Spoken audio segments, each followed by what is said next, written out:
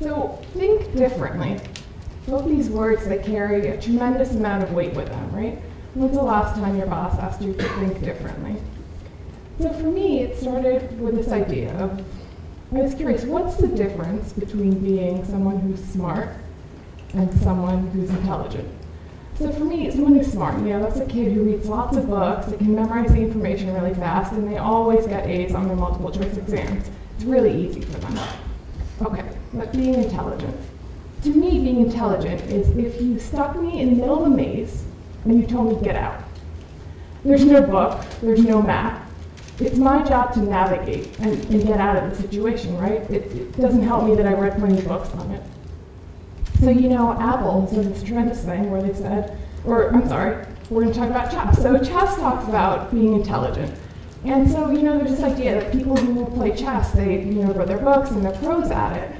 But yet, when they pay to play homeless people on the streets of New York, they often lose to the homeless people. And so this comes back to Apple and their idea of thinking differently, right? So they say, guys, we make these great laptops and iPods, and everyone buys them, and we make lots of money. But now it's on you. Go think different. And it's kind of paralyzing, right? Like, where do I start with this task of thinking differently? And it really, really doesn't help me that they compare me with Albert Einstein. They put his picture up to the words think differently, and they say, now it's your turn. So I'm thinking, okay, you know what, I can do this. Just give me a minute. I'm going to sit in the library, and I'm just going to synthesize, get all this information going, and I just need a minute. I'll get there. I can do it. It's going to be easy. Just give me a second. But of course, that's not really how it works. So when I came to school, I knew I wanted to work in advertising. And, I was passionate about it. I wanted to do it. But I didn't want to go to the business school. I didn't think that all the answers lied in an English major. And I said, you know what? Not for me. And it's very similar to being at a restaurant, and I do this all the time, where I'm like, yeah, you know what, I want that entree, but can I subsidize it with this, and can I have that instead? And then by the end of the night, it's not even on the menu, and I'd rather be cooking than having food be served to me. So I came to this realization that there are no cookie-cutter answers for what I wanted to do. There's no recipe for how to work in advertising, and you know what, even if there is, it's more fun to make your own.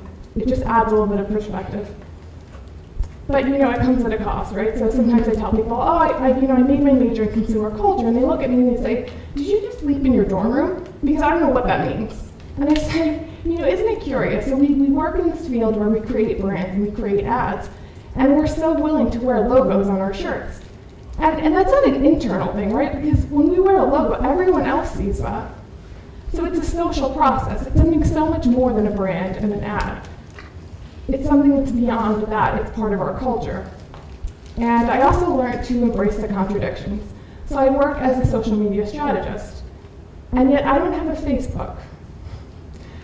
But I believe that it gives me a very different perspective on the industry that I work in. I work in branding, and yet I don't wear brands.